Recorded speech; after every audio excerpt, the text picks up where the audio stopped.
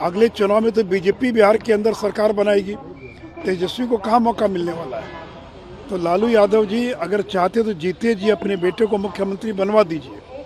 आपके पास 80 के करीब विधायक हैं और सहयोगी दलों के समर्थन के बाद आपके पास 114 पदों से ज़्यादा एमएलए हैं। तो देखिए 2023 नए साल में बिहार में काफ़ी उथल पुथल होने वाला है। नमस्कार, स्वागत है आपका हमारे चैनल पर। मैं हूं आपके साथ शिप्रा सैनी।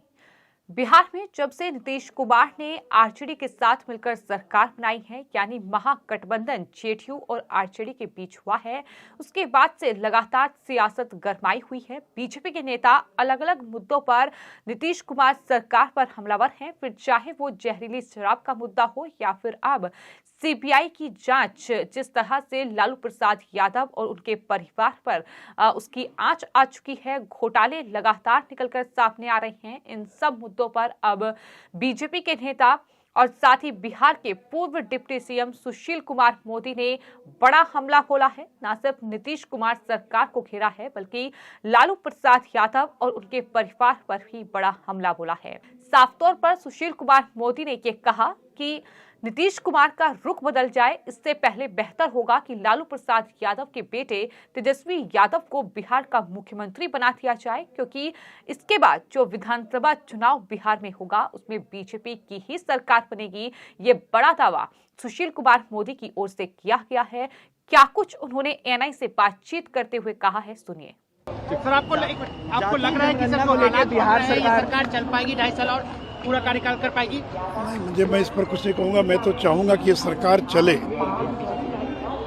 और मैं तो चाहता हूँ कि तेजस्वी यादव जल्द से जल्द बिहार के मुख्यमंत्री बने, कहीं नीतीश जी फिर पलट नहीं जाए।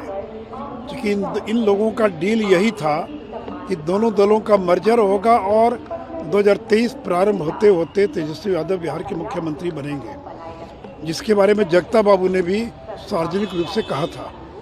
और पिछले दिनों जगता बाबू का एक इंटरव्यू छपा एक अंग्रेजी अखबार में, इसमें कहा कि नीतीश जी को अब बिहार की गद्दी छोड़कर केंद्र में चला जाना चाहिए और तेजस्वी यादव को गद्दी सौंप देनी चाहिए।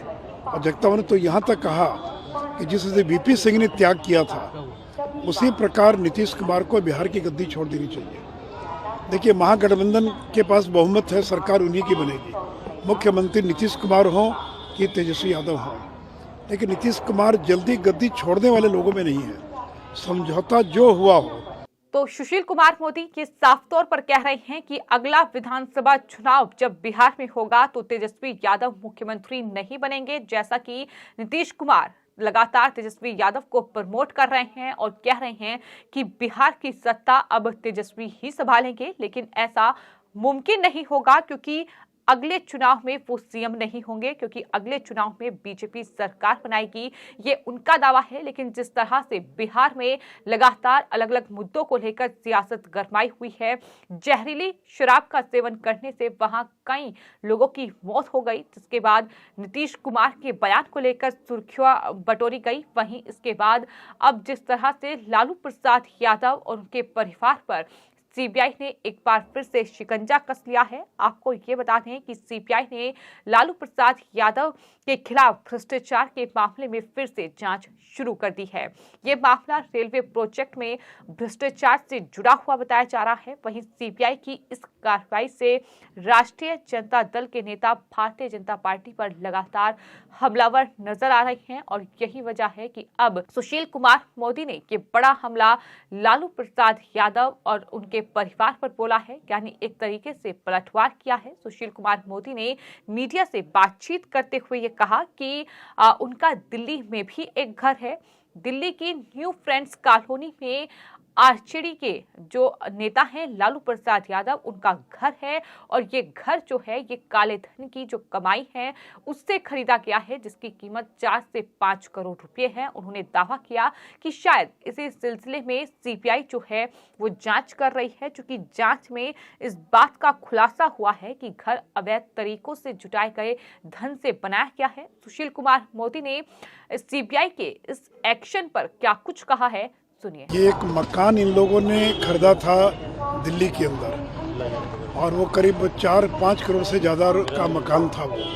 और ये जो मकान था न्यू फ्रेंड्स कॉलोनी में, अब मुझे याद है न्यू फ्रेंड्स कॉलोनी में ये मकान था जो 3 मंजिला मकान है जिसकी कीमत करोड़ों के अंदर है।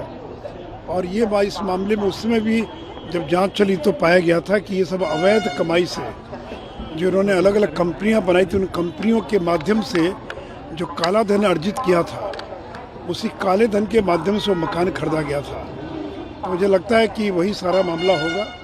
तो देखिए, सीबीआई जब कोई जांच करती है तो पुख्ता प्रमाण के आधार पर जांच करती है। और लालू यादव उनका परिवार जिस प्रकार से सरकारी धन का दुरुपयोग या सत्ता का दुरुपयोग करता रहा, उसी का परिणाम है कि उनकी पूरी जिंदगी जेल में कट गई जो है। तो इसलिए देखिए, जैसा बोएगा वैसा वो पाएगा। तो बोया पेड़ बबूल का तो आम कहाँ से होए।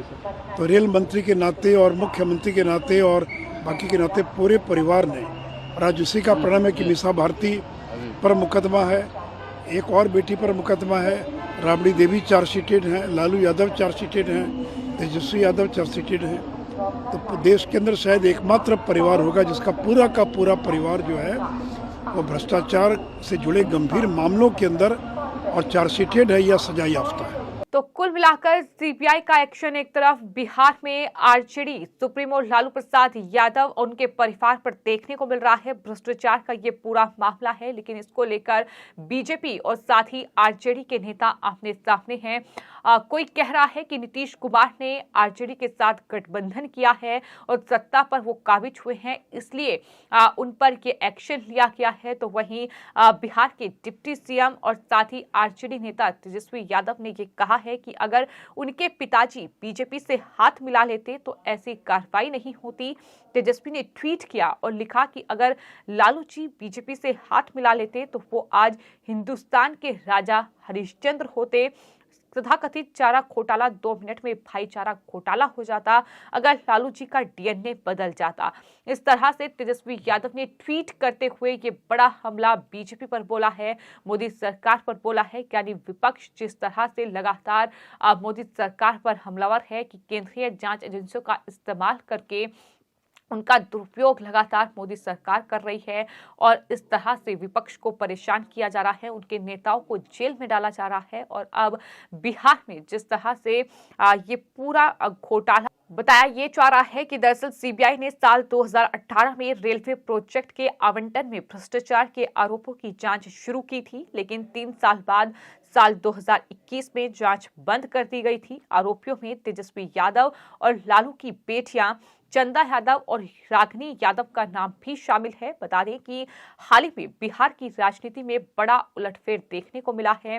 जेडीयू नेता और बिहार की मुख्यमंत्री नीतीश कुमार ने बीजेपी से नाता तोड़ा और उसके बाद उन्होंने आरजेडी के साथ गठबंधन कर लिया। आरजेडी नेता सीबीआई की कार्रवाई को बदले की कार्रवाई मान रहे हैं, लेकिन वहीं बीजेपी ये साफ तौर पर कह रही है कि पूरा परिवार जो है वो एक के बाद एक भ्रष्टाचार के मामलों में उनका नाम सामने आ रहा है और इस तरह से उन्होंने सत्ता का दुरुपयोग किया है। लालू प्रसाद यादव ने सिर्फ जो है अपने लिए अपनी जेबें भरने का काम सत्ता की आड़ में किया है।